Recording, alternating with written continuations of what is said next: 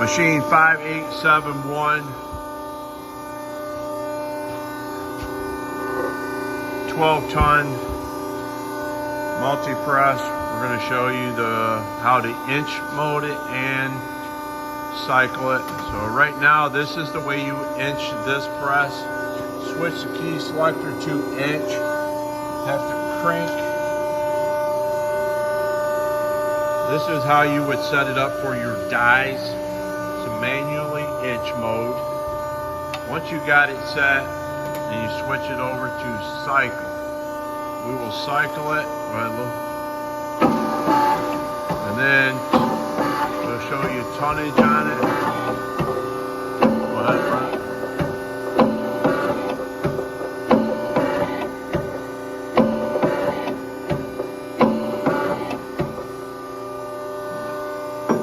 You have to push this button to get a readout of the tonnage on the gauge.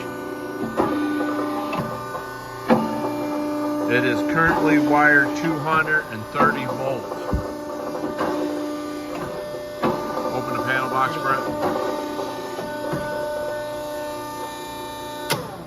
Do have a manual for it.